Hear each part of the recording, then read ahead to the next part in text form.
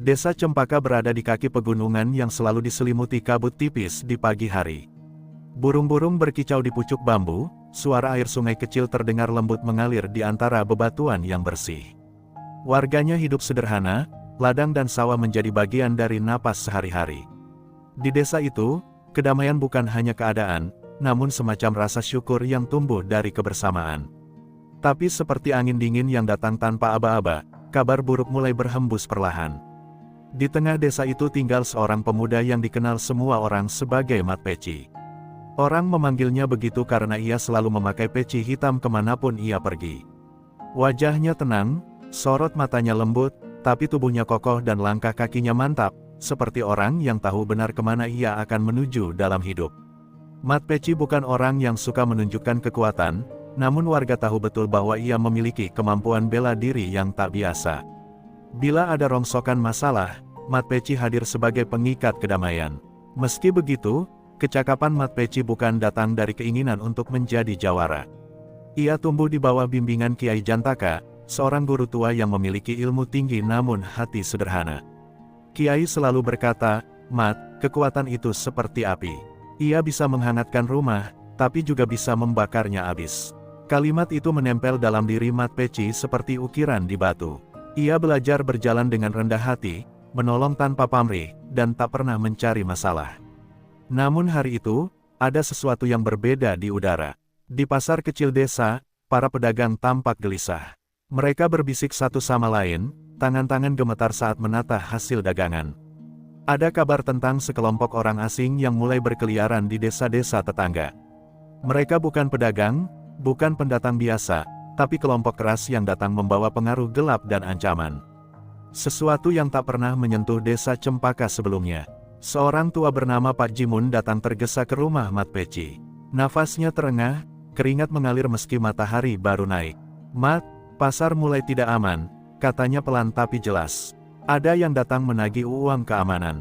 Mereka bukan orang sini, mereka bicara kasar, mereka bilang besok mereka akan datang lagi." Kata-kata itu seperti batu dijatuhkan ke permukaan air tenang. Gelombang ketegangan mulai menyebar. Mat Peci hanya terdiam sesaat. Bukan takut, bukan marah, tapi berpikir. Ia tahu benar bahwa kekerasan bukan jawaban pertama. Namun ia juga tahu, ada saatnya angin harus dilawan, bukan hanya dibiarkan lewat. Ia menenangkan Pak Jimun dengan senyum mengalir tenang. "Tenang, Pak, selama kita bersama dan tidak takut, tidak ada yang bisa menguasai hati kita." Malam itu, Mat Peci duduk di serambi rumah kayunya, memandang bintang yang redup tertutup awan. Ia merasakan sesuatu bergerak dari batas-batas desa, sesuatu yang tak terlihat namun terasa seperti tekanan di dada.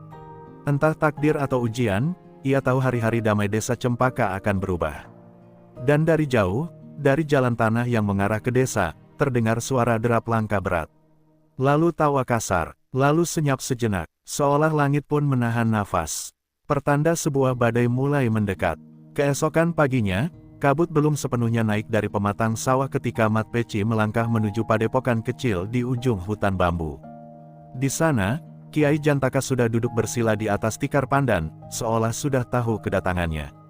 Wajah sang Kiai terlihat teduh, namun sorot matanya menyimpan sesuatu yang lebih dalam, seperti orang yang telah lama melihat masa depan tetapi memilih membiarkannya terjadi perlahan. Angin mulai berubah. "Mat," katanya lirih tanpa menoleh. Mat Peci mendekat dan duduk, menundukkan kepala hormat. Ia tidak perlu menjelaskan apa yang terjadi di pasar, karena Kiai Jantaka seperti selalu tahu sebelum cerita datang. "Aku merasakannya, Kiai," jawab Mat Peci. "Dan hatiku bimbang. Aku ingin menjaga desa, tapi aku takut ketika aku mulai marah, aku akan kehilangan kendaliku." Suaranya pelan, hampir pecah. Ia bukan takut pada musuh, tapi pada dirinya sendiri.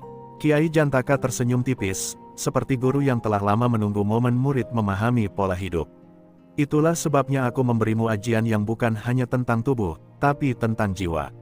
Rawan rontek bukan sekadar ilmu kebal. Ia adalah cermin, Mat. Selama hatimu bersih, tubuhmu tak akan dapat dijatuhkan. Tapi jika amarah dan dendam mulai tumbuh, ajian itu akan runtuh seperti anyaman bambu yang direndam hujan." Mat Peci menutup mata, menarik napas dalam. Ia telah menguasai mantra, gerakan, pernafasan, bahkan laku tirakat untuk menyatu dengan ajian itu. Namun yang paling sulit adalah menjaga hati tetap bening di tengah manusia lain yang suka melukai. "Kiai," katanya pelan, "bagaimana jika pertarungan itu datang bukan karena aku mau, tapi karena aku harus?" Pertanyaan itu menggantung, seperti daun kering yang belum jatuh dari ranting. Kiai Jantaka memandangnya lama. Jawara sejati bukan yang mencari lawan, tapi yang siap ketika ujian datang. Jangan takut menghadapi mereka, takutlah pada saat kau melupakan untuk apa kau bertarung. Kata-kata itu menancap, pelan, tapi kuat.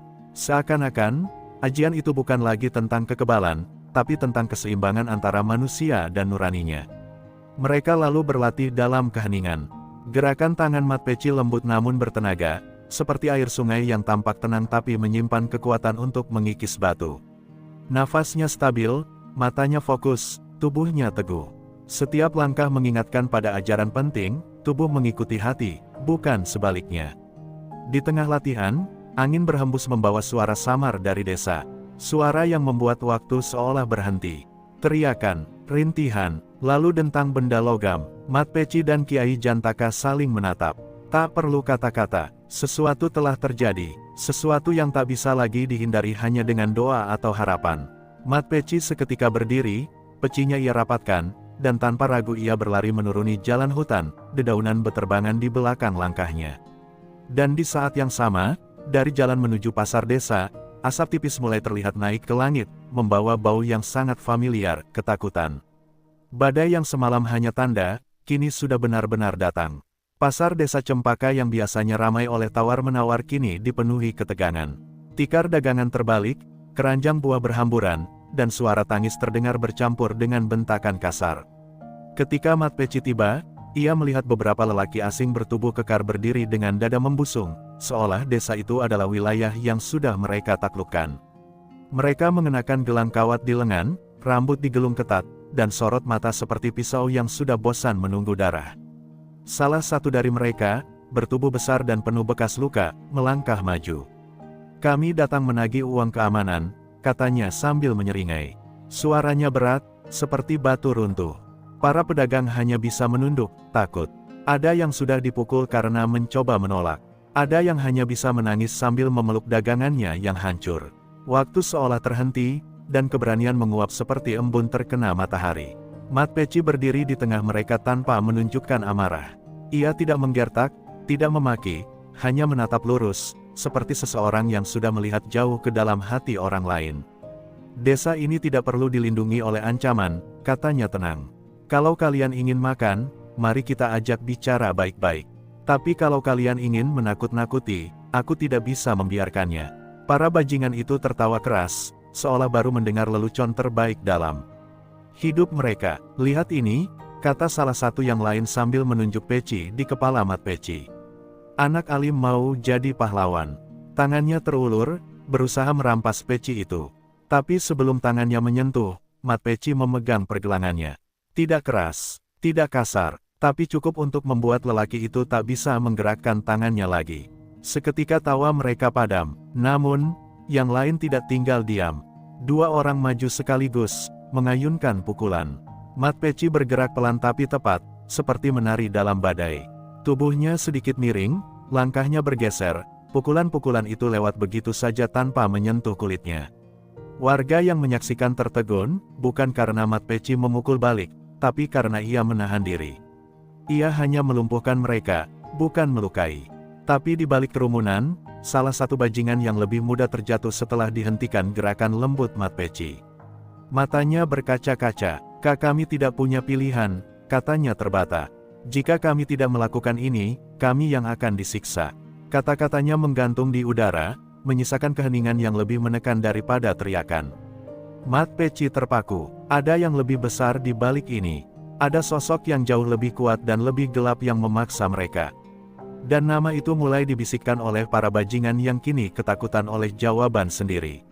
Usama Daeng. Nama itu terasa seperti petir yang turun tanpa kilat, menghantam tanah, meretakkan kedamaian yang selama ini dijaga desa Cempaka. Hari itu, bukan hanya pasar yang luka.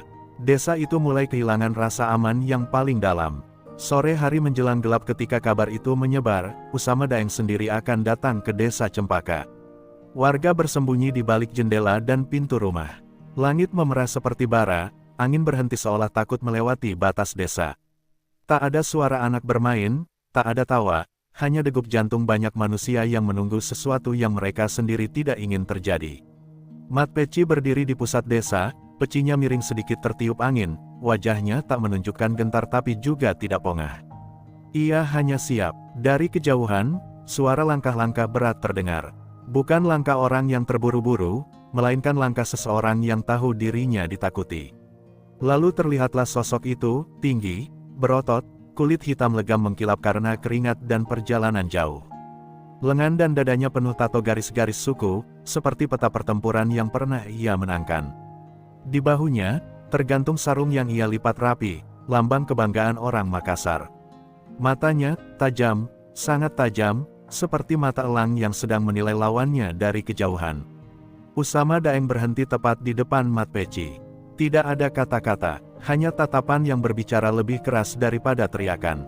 Warga yang mengintip dari balik tirai merasa udara menjadi berat. Kedua sosok itu seperti dua gunung yang saling hadap, tahu bahwa suatu saat mereka akan saling runtuhkan, tapi belum saat ini. Setelah beberapa detik yang terasa seperti satu malam penuh, Usama Daeng membuka mulut. "Kau yang menghalangi orang-orangku." Suaranya rendah, dalam, tapi tenang seperti ombak sebelum badai. Mat Peci tidak mengangguk, tidak juga membantah. Ia hanya menjawab, "Aku hanya melindungi desa yang tidak ingin kau kuasai." Jawaban sederhana, tapi penuh makna. Usama tersenyum tipis, senyum miring yang tidak pernah berarti baik. "Di Makassar," lanjut Usama pelan, "jika seseorang menghalangi langkahku, itu berarti ia menantangku." Ia melangkah satu langkah mendekat, menurunkan wajah hingga jarak mereka hanya sejengkal. "Dan siapapun yang menantangku, harus siap dipatahkan." Tangannya mengepal pelan, dan tanah di bawah kakinya seperti retak sedikit karena berat tubuh dan kekuatan tekan ototnya. Namun Mat Peci tidak bergerak mundur. "Ia tidak perlu. Aku tidak datang untuk menantangmu," katanya lembut. "Tapi aku tidak akan membiarkanmu menyakiti desa ini." Kata-kata itu diucapkan tanpa nada tinggi, namun memiliki kekuatan yang membuat beberapa warga tanpa sadar meneteskan air mata. Karena mereka tahu, harapan mereka bertumpu di satu orang ini. Keheningan kembali turun, lebih gelap dari sebelumnya.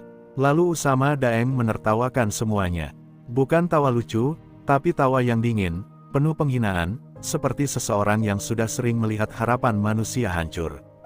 "Baiklah," katanya, "bukan hari ini. Aku ingin melihat apakah kata-katamu punya nyawa. Aku akan kembali, dan saat aku kembali, aku ingin tahu apakah hatimu benar-benar sekuat tubuhmu." Ia berbalik, langkahnya menjauh, namun suaranya menggema di seluruh desa. "Bersiaplah, aku akan menantangmu, dan aku tidak pernah kembali untuk kalah." Dan ketika bayangannya hilang di tikungan jalan tanah, angin akhirnya berani berhembus lagi. Tapi bukan angin damai, ini angin yang membawa janji pertempuran. Malam tiba dengan langit yang hampir tanpa bintang. Awan gelap bergulung seperti selimut yang menutupi seluruh hamparan langit. Desa Cempaka sunyi, seolah setiap suara memilih bersembunyi. Di pelataran masjid tua, lilin-lilin kecil menyala redup, menebarkan cahaya lembut di antara tiang kayu. Di sanalah, Mat Peci menunggu. Bukan karena ia dipanggil, tapi karena hatinya tahu, pertemuan itu akan terjadi malam ini, bukan esok atau lusa. Sesuatu dalam udara terasa terlalu berat untuk ditunda. Langkah kaki terdengar dari arah gerbang desa. Tidak cepat, tidak lambat, tapi pasti. Usama Daeng berjalan sendirian, tanpa anak buah, tanpa ancaman dari mulutnya. Hanya kehadiran yang penuh tekanan. Tatapannya menyapu pelataran itu sebentar sebelum jatuh pada sosok bersahaja yang duduk bersila dengan peci hitam yang familiar. Dua dunia yang berbeda, bertemu tanpa pedang, tanpa teriakan, hanya dua hati yang sama-sama keras kepala. Mat Peci berdiri, menangkup kedua tangannya di depan dada, memberi salam hormat. Tindakannya biasa, tapi memiliki keheningan yang dalam. Usama Daeng mengangkat satu alis. "Kau menghormatiku?" tanyanya, seolah itu hal paling aneh. Mat Peci tersenyum tipis. Menghormati bukan berarti tunduk, hanya mengakui bahwa setiap manusia membawa cerita. Jawaban itu membuat Usama terdiam untuk sesaat. Tidak banyak orang yang bisa berbicara padanya tanpa takut. Mereka duduk, tak ada jarak besar antara mereka. Hanya sela ruang yang dipenuhi rasa waspada. Aku pernah hidup dalam desa seperti ini, kata Usama tiba-tiba. Suaranya tidak lagi keras, damai, sederhana, sampai suatu hari seseorang mengambilnya dari aku. Mat Peci mendengarkan, tidak menghakimi, tidak mengasihani, hanya mendengarkan, karena ia tahu, luka manusia tidak selalu butuh jawaban. Terkadang ia hanya perlu didengar agar tak menjadi racun. Sejak saat itu, aku memutuskan kekuatan adalah satu-satunya bahasa yang bisa dipahami dunia, lanjut Usama. Mat Peci menunduk sejenak, dan aku, jawabnya pelan, belajar bahwa kekuatan tanpa hati hanya akan menghancurkan pemiliknya. Dua keyakinan itu berbenturan tanpa suara.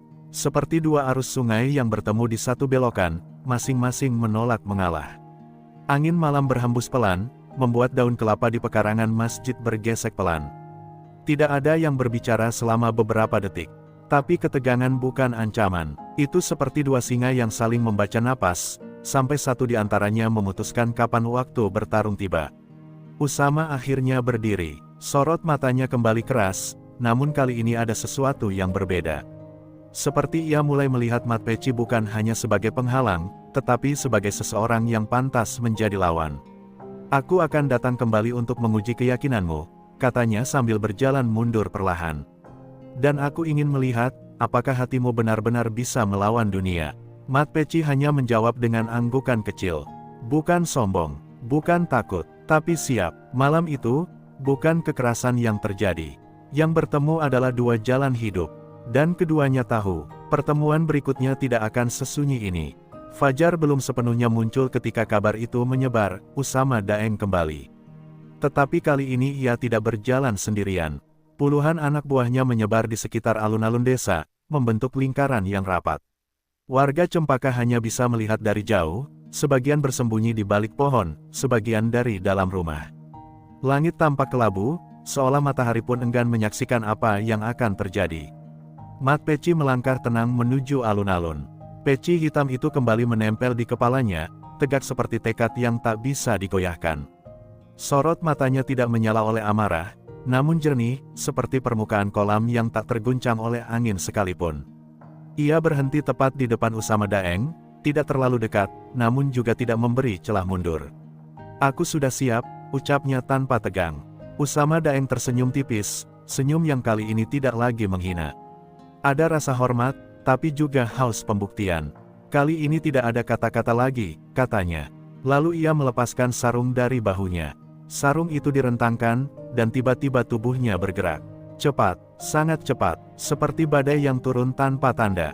Inilah ilmu Pamusu Lamuru, serangan deras yang tak memberi ruang bernafas. Mat Peci tidak mundur, ia menangkis dengan gerakan tangan lembut yang hampir tak terlihat. Ajian Rawan Rontek bukan tentang menyerang, tetapi menyerap, mengalir, dan menetralisir.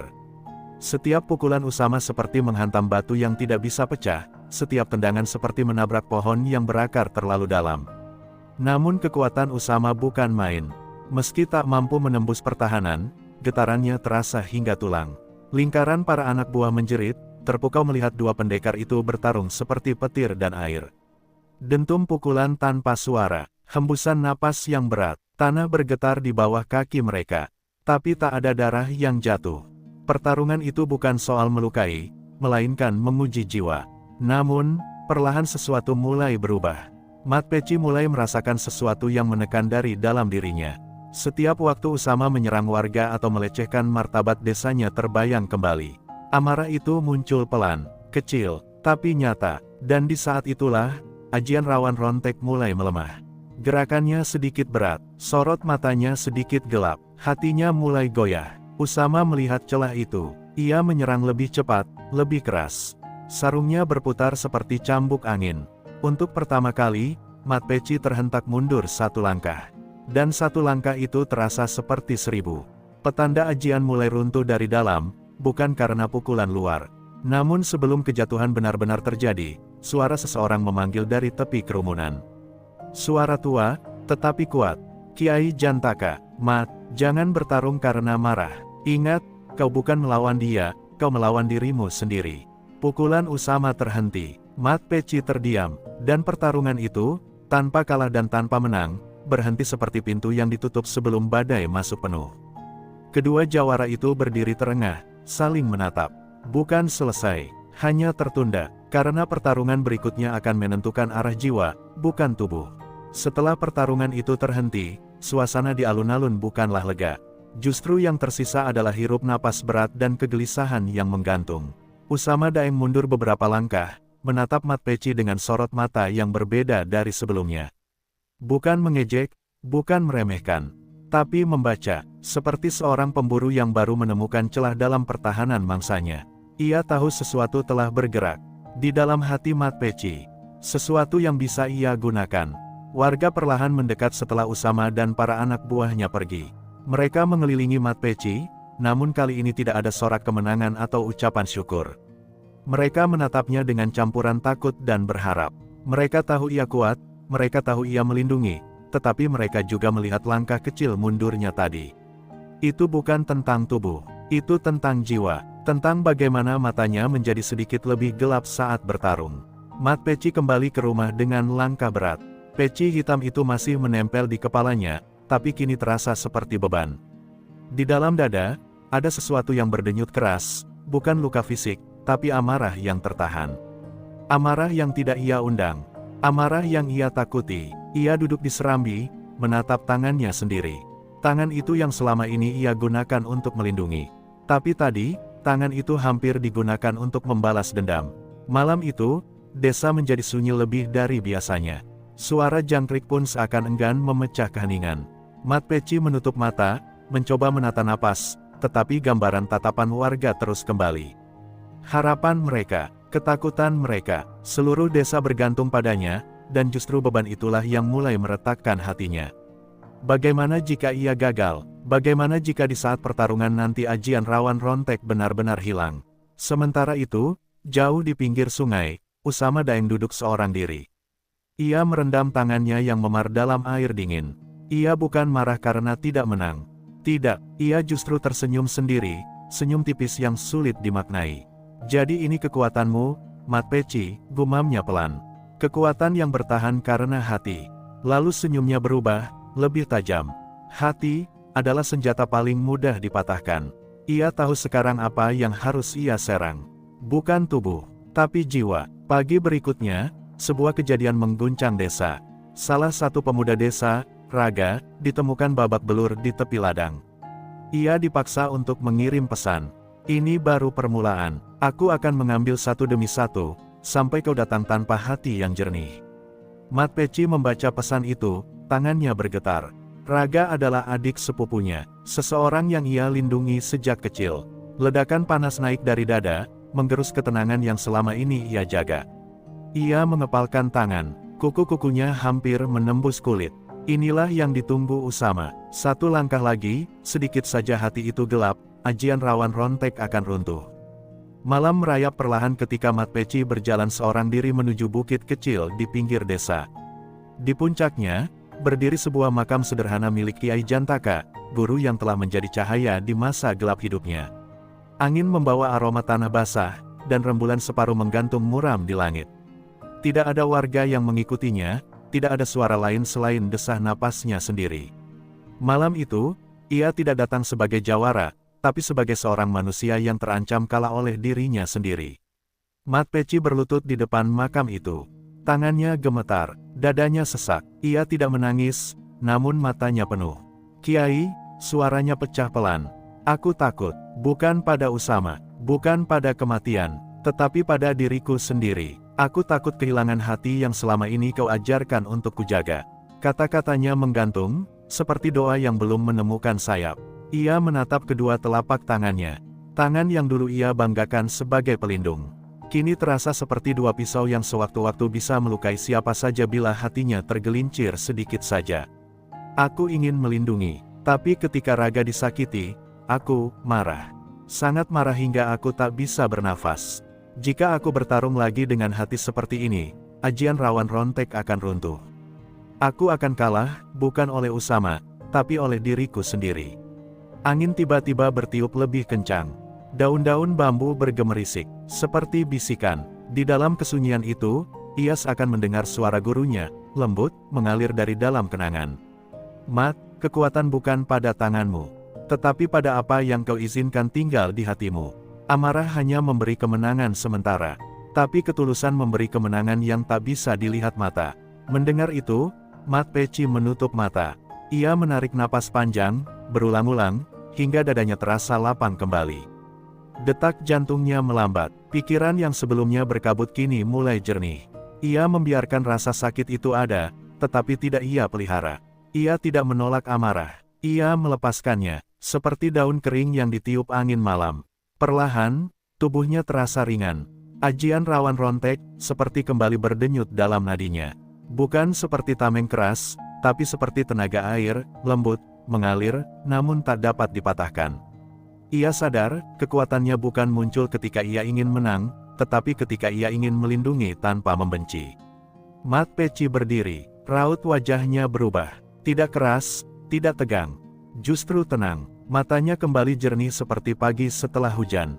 Peci hitamnya ia rapikan. Ia menatap makam gurunya untuk terakhir kali malam itu dan berkata pelan, "Aku akan menjaga desa." Tanpa amarah, tanpa dendam, dengan hati yang utuh. Ketika ia menuruni bukit, langit mulai berangsur cerah. Seakan dunia pun tahu, jawara itu telah kembali sepenuhnya. Dan pertarungan penentuan tidak lama lagi akan datang. Hujan turun deras sejak petang, seolah langit ingin menyaksikan apa yang akan terjadi di desa Cempaka malam itu.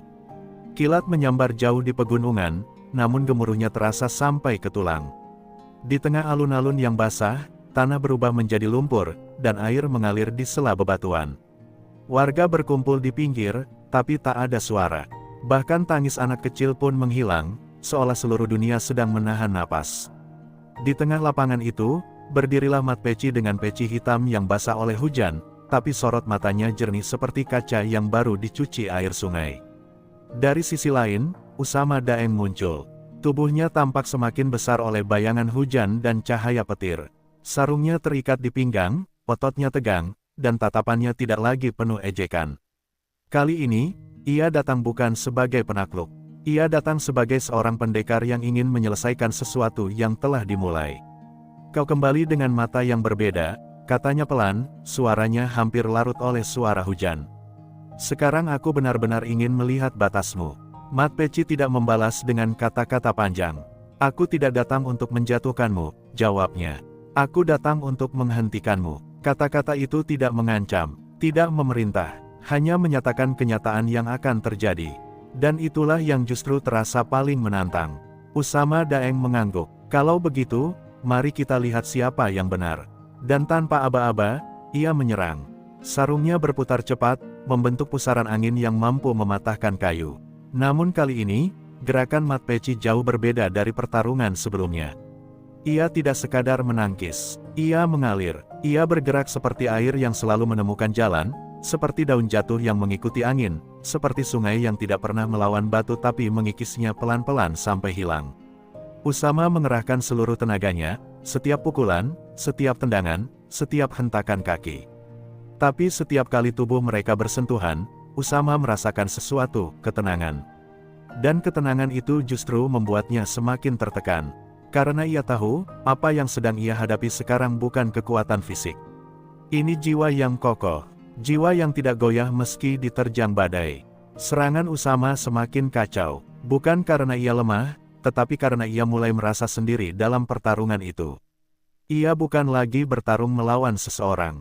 Ia bertarung melawan kekosongan dalam dirinya sendiri. Dan ketika Mat Peci menangkis satu serangannya dan hanya berkata pelan, "Berhentilah menyakiti dirimu sendiri," kata itu memecahkan sesuatu yang bahkan tinju tidak pernah bisa sentuh. Usama jatuh berlutut, bukan karena pukulan, bukan karena luka, tetapi karena hatinya runtuh. Hujan menyamarkan air yang mengalir di wajahnya, entah itu hujan atau sesuatu yang lebih dalam. Tubuhnya yang selama ini ia banggakan terasa ringan, tapi bukan ringan yang membebaskan. Ringan seperti sesuatu yang telah lama ia bawa akhirnya dilepaskan. Mat Peci tidak bergerak untuk menyerang. Tidak pernah berniat demikian. Ia hanya berdiri di sana, menunggu. Hujan mereda sedikit, menyisakan suara tetes air yang jatuh dari daun-daun. Usama mendongak, wajahnya penuh letih.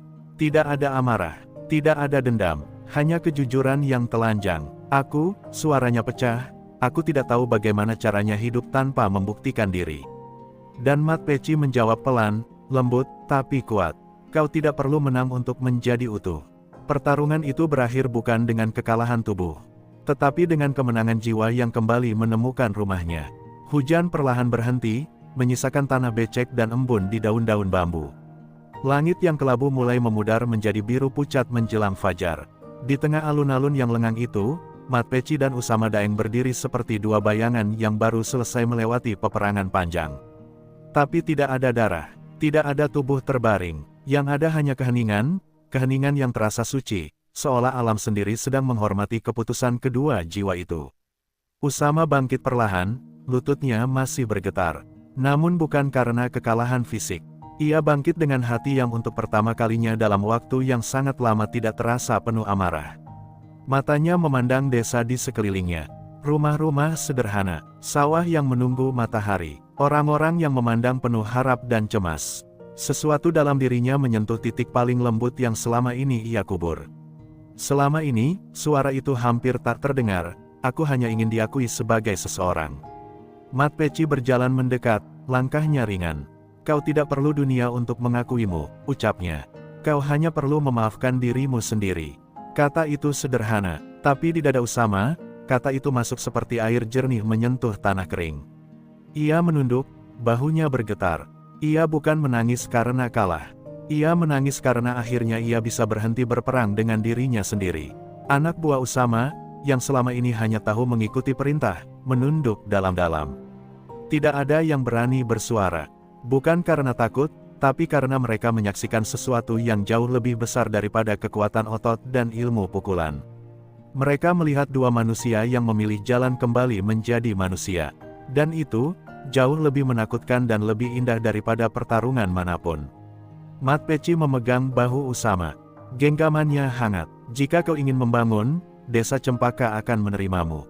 Tapi jika kau ingin pergi, pergilah dengan hati yang ringan. Dunia ini luas. Kau tidak perlu lagi merebut tempat di dalamnya.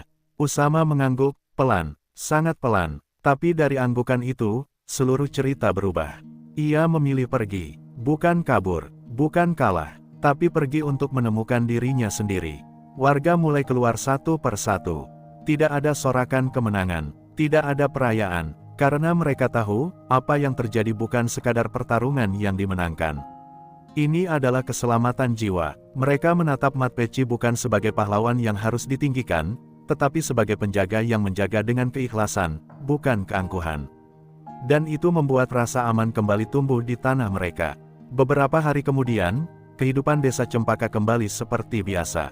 Pasar ramai kembali, sungai bergulir dengan suara lembut, anak-anak kembali berlari tanpa ketakutan. Mat Peci masih berjalan di antara mereka, dengan peci hitamnya yang sederhana. Tidak ada yang berubah dari dirinya secara luar, tetapi semua orang tahu, hati Mat Peci telah ditempa menjadi sesuatu yang jauh lebih kuat. Dan di suatu tempat jauh, di perjalanan panjang yang baru dimulai, Usama Daeng berjalan sendirian di jalan tanah, tanpa anak buah, tanpa kekuasaan, tanpa ancaman.